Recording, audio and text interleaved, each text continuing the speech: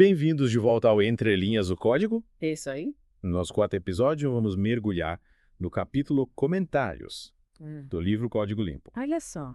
Preparem-se porque o Robert C. Martin, o Uncle Bob, não economiza nas opiniões fortes sobre esse tema. Pois é um capítulo que coloca o dedo na ferida, sabe? É, Todo mundo já lidou com um código cheio de comentários confusos que mais atrapalham do que ajudam. exato. E o mais engraçado é que às vezes a gente se pega escrevendo esse tipo de comentário. É verdade? É como se fosse uma praga que se espalha pelo código. Uma praga? Mas, falando sério, o Uncle Bob argumenta que a maioria dos comentários surge para tentar compensar um código ruim. Isso mesmo. A ideia central do capítulo é que o código deve se explicar por si só.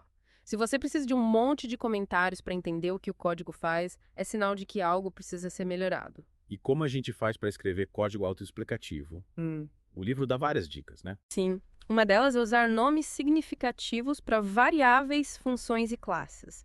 Pense assim, se você olhar para o nome de uma função e entender exatamente o que ela faz sem precisar ler o código dentro dela, você está no caminho certo. Faz sentido. É como se o nome da função fosse um resumo do que ela faz, uma mini documentação. Isso, E a gente já elimina um monte de comentários desnecessários. exatamente. E essa clareza nos... Se você tem uma variável chamada data de nascimento, por exemplo, já fica claro que ela armazena. Bem mais fácil do que detenasco. Com certeza.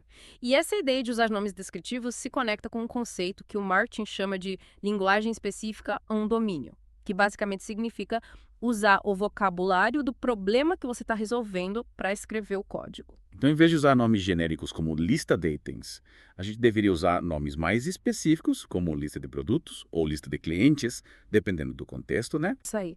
A ideia é que o código deve ser como um livro, com uma linguagem clara e consistente que te guie pela história que ele está contando. E aí você consegue acompanhar a narrativa sem precisar de um monte de notas de rodapé. Legal essa analogia do livro. Mas, e quando o código por si só não é suficiente para explicar tudo, o Uncle Bob admite que existem situações em que os comentários são realmente necessários, né? Sim, ele lista alguns tipos de comentários que podem ser úteis, mas sempre enfatizando que eles devem ser usados com moderação e apenas quando realmente agregam valor ao código. Que tipo de comentários seriam esses? Bom.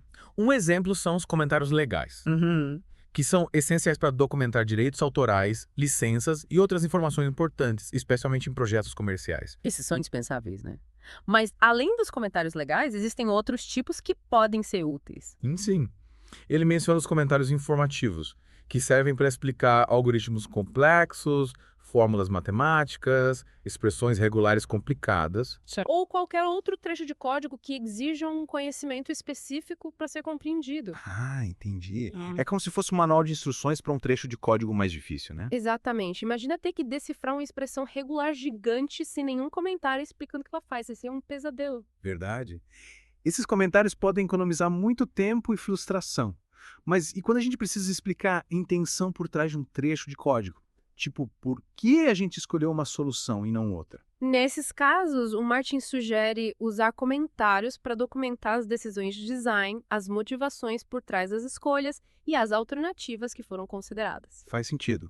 É como deixar um registro do processo de desenvolvimento para que outros desenvolvedores, ou até a gente mesmo no futuro, possam entender o raciocínio por trás do código. Exatamente. E esses comentários podem ser muito úteis para evitar que alguém modifique o código sem entender as implicações da mudança. Falando em modificações, o Martin também fala sobre os comentários do tipo torudo. Sim, esses são úteis para marcar pontos no código que precisam ser melhorados, revisados ou implementados posteriormente. É como criar uma lista de tarefas para o futuro. Mas ele alerta para não abusarmos dos TOTEI, né? Senão o código fica parecendo uma lista de desejos que nunca são realizados. Verdade. A ideia é usar esse tipo de comentário com moderação, apenas para marcar as tarefas realmente importantes que precisam ser feitas depois. E quais tipos de comentários o Robert C. Martin considera ruins? Ele detona vários deles no livro, né? Sim.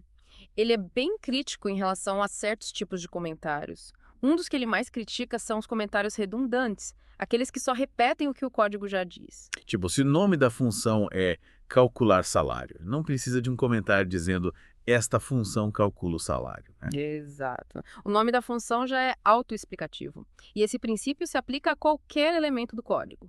Se o nome é claro e descritivo, o comentário se torna desnecessário. E ele critica também comentários que fornecem informações que não estão diretamente relacionadas ao código em questão, né? Sim. Ele chama esses comentários de não locais e argumenta que eles tendem a ficar desatualizados com o tempo porque o código evolui. Mas o comentário não é atualizado. E aí o comentário acaba se tornando uma fonte de desinformação. Exatamente. É Que como um mapa que te leva para o lugar errado. E tem os comentários de banner, né? Aqueles blocos gigantes que mais parecem decoração do que informação útil. Ah, esses são hilários. Cheios de asteriscos e barras, formando desenhos elaborados, pura perda de espaço. O Uncle Bob compara esses comentários à poluição visual, né? Sim.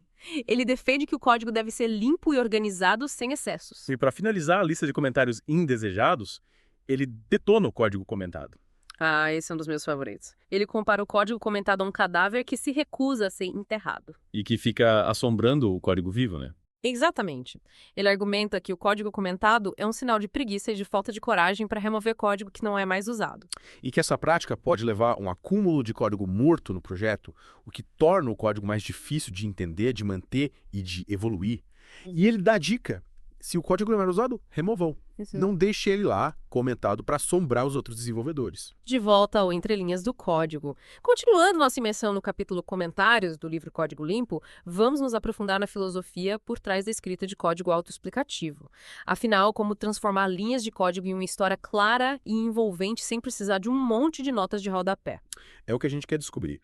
O Uncle Bob defende que o código deve falar por si só, mas como colocar essa ideia em prática. Ele nos incentiva a pensar no código como uma forma de comunicação, um diálogo entre o programador e a máquina, mas também entre o programador e outros desenvolvedores que podem ler esse código no futuro. Então a gente precisa escrever código pensando não só no computador, mas também nos humanos que vão interagir com ele, né? Exatamente. E para tornar o código mais compreensível para os humanos, o Uncle Bob sugere usar nomes descritivos e estruturas bem definidas e uma lógica fácil de seguir. Esses nomes descritivos que a gente já comentou na primeira parte são essenciais, né? Em vez de usar variáveis como exe, a gente deve usar nomes que revelem o propósito da variável, como idade do usuário ou valor total da compra. Isso mesmo. E essa clareza nos nomes se aplica a todos os elementos do código. Funções, classes, métodos, tudo. A ideia é que cada nome deve funcionar como um mini resumo do que aquele elemento faz. E a gente já elimina um monte de comentários desnecessários, né? Afinal, se o nome da função já diz tudo, não precisa de um comentário explicando o que ela faz. Com certeza. E além dos nomes descritivos, o Uncle Bob também destaca a importância de usar estruturas de código bem definidas. Ele defende que o código deve ser organizado em blocos lógicos com funções curtas e coisas que fazem apenas uma coisa e fazem bem. Essa ideia de funções curtas e coesas me lembra um pouco o princípio da responsabilidade única, né? Cada função deve ter apenas uma responsabilidade, um objetivo específico. Exatamente. E quando a gente escreve funções curtas e coesas, o código fica mais fácil de entender, testar e manter.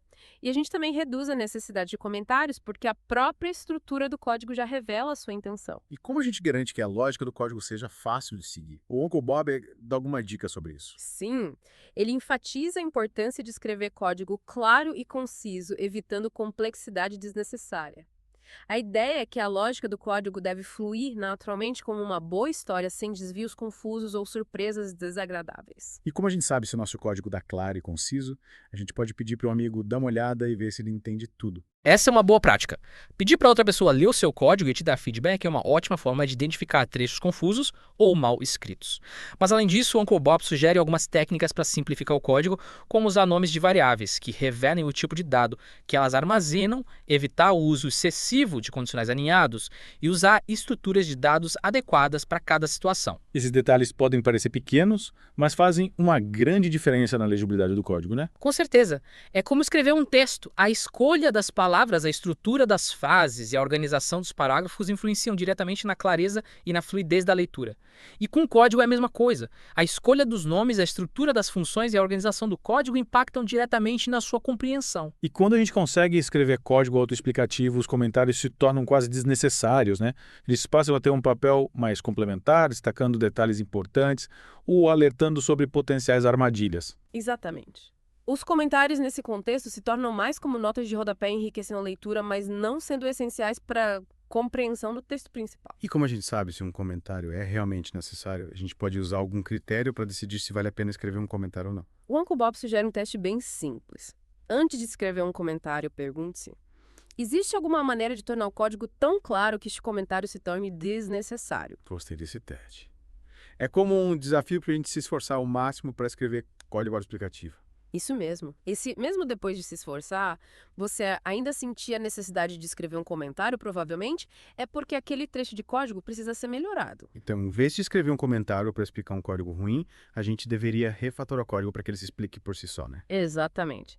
O comentário, nesse caso, funciona como um sinal de alerta, indicando que algo precisa ser ajustado no código. Como a gente sabe se um trecho de código precisa ser refatorado? Quais são os sinais de que o código está pedindo socorro? Existem vários sinais como funções muito longas, código duplicado, nomes confusos, lógica complexa e, claro, excesso de comentários. Então, se a gente começar a escrever um monte de comentários para explicar um trecho de código, é sinal de que a gente precisa dar um passo para trás e refatorar aquele código, né? Com certeza, o código deve ser como um rio fluindo livremente sem obstáculos. E os comentários devem ser como pedras que a gente coloca no rio para guiar o fluxo, mas sem bloquear a correnteza. Que bela analogia. E como a gente faz para refatorar o código? O Uncle Bob dá alguma dica sobre isso. Sim, ele dedica um capítulo inteiro do livro à refatoração, onde ele apresenta diversas técnicas para melhorar a qualidade do código sem alterar o seu comportamento. Que legal. A gente podia fazer um episódio inteiro sobre refatoração, né? Seria uma ótima ideia. Mas, por enquanto, vamos voltar ao tema dos comentários e ver como eles se encaixam nesse processo de refatoração. Então, os comentários podem ser usados como um guia para refatoração. Sim. Quando a gente escreve um comentário para explicar um trecho de código, a gente está, na verdade, identificando um ponto fraco do código, um trecho que precisa ser melhorado. Então, em vez de escrever um comentário para tentar explicar o inexplicável, a gente deveria usar o comentário como um lembrete para refatorar aquele trecho de código, né? Exatamente. O comentário, nesse caso, funciona como um post-it que a gente cola no código para lembrar que aquele trecho precisa de atenção especial. E como a gente garante que a refatoração vai realmente melhorar a qualidade do código? A gente pode usar alguma métrica para medir a qualidade do código. Existem diversas métricas que podem ser usadas para avaliar a qualidade do código, como a complexidade ciclomática, o número de linhas de código, a coesão e o acoplamento entre as classes. E essas métricas podem nos ajudar a identificar trechos de código que precisam ser refatorados. Sim, elas podem nos dar uma indicação de quais trechos de código estão mais propensos a conter erros ou a serem difíceis de entender e manter. E como a gente usa essas métricas na prática? Existem ferramentas que calculam essas métricas para a gente? Sim.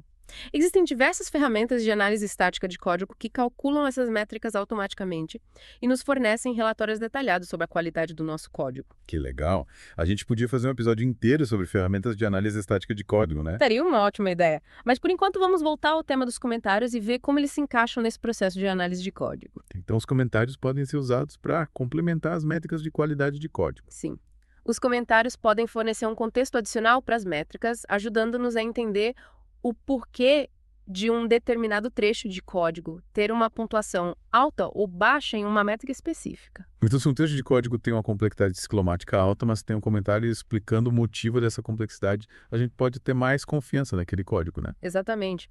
Os comentários podem nos ajudar a interpretar as métricas e a tomar decisões mais informadas sobre a refatoração do código. E como a gente garante que os comentários que a gente escreve sejam realmente úteis e não apenas mais ruído no código? O Uncle Bob dá algumas dicas para escrever bons comentários, como ser claro e conciso, evitar redundância, ser específico ao contexto do código e usar uma linguagem profissional. Esses conselhos são válidos para qualquer tipo de comentário, né?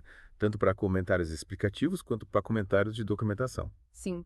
A ideia é que todo comentário deve agregar valor ao código, seja explicando um trecho complexo, documentando uma função ou alertando sobre um problema. E como a gente sabe se um comentário está agregando valor ao código? Uma boa forma de avaliar isso é se perguntar: se eu remover esse comentário, o código ficará mais difícil de entender.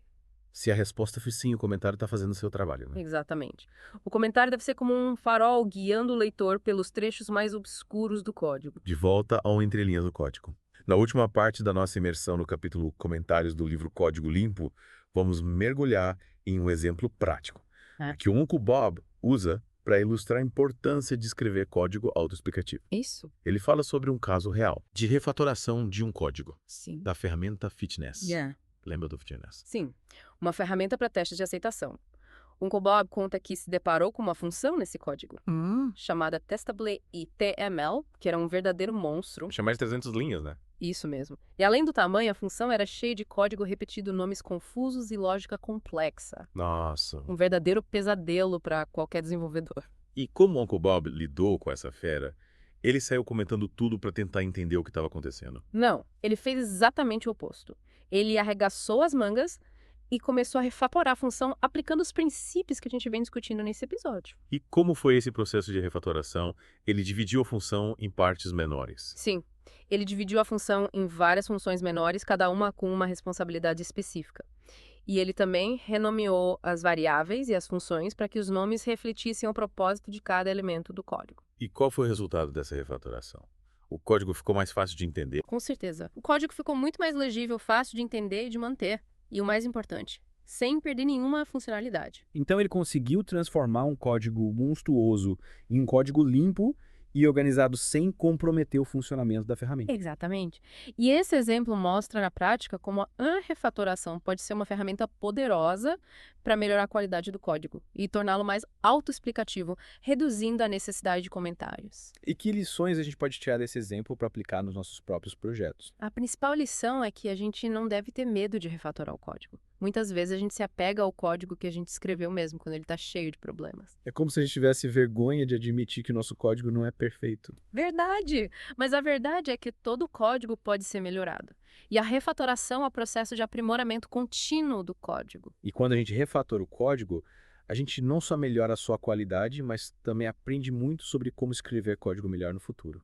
Com certeza. A refatoração é uma ótima oportunidade para colocar em prática os princípios de código limpo e para experimentar diferentes abordagens para resolver um problema. E a gente pode usar os comentários como um guia para refatoração, né? Se a gente se pega escrevendo um monte de comentários para explicar um trecho de código, é sinal de que aquele trecho precisa ser refatorado. Exatamente. Os comentários podem ser como um radar detectando os pontos fracos do código e nos guiando na direção da melhoria. E como a gente sabe se a refatoração que a gente fez realmente melhorou a qualidade do código, a gente pode usar alguma métrica para medir isso. Sim. Existem várias métricas que podem ser usadas para avaliar a qualidade do código, como a complexidade ciclomática, o número de linhas de código, a coesão e o acoplamento. E essas métricas podem nos dar uma indicação objetiva de se o código está mais limpo e organizado depois da refatoração. Sim. Elas podem nos mostrar se o código está mais fácil de entender, testar e manter. Elas também podem nos ajudar a identificar trechos de código que ainda precisam ser melhorados. E como a gente usa essas métricas na prática? Existem ferramentas que calculam essas métricas para a gente. Sim, existem diversas ferramentas de análise estática de código que calculam essas métricas automaticamente e nos fornecem relatórios detalhados sobre a qualidade do nosso código. Que legal. Essas ferramentas podem ser muito úteis para nos guiar no processo de refatoração. Com certeza, elas podem nos ajudar a identificar os pontos críticos do código e a priorizar as áreas que precisam de mais atenção. E a gente encerra aqui o nosso mergulho no capítulo Comentários do livro Código Limpo. Esperamos que você tenha gostado dessa jornada e que tenha aprendido algumas dicas valiosas para escrever código mais limpo e autoexplicativo. É isso aí. Lembre-se, o código deve falar por si só. Verdade. Os comentários devem ser usados apenas para complementar o código e não para substituí-lo. Até a próxima! Até mais.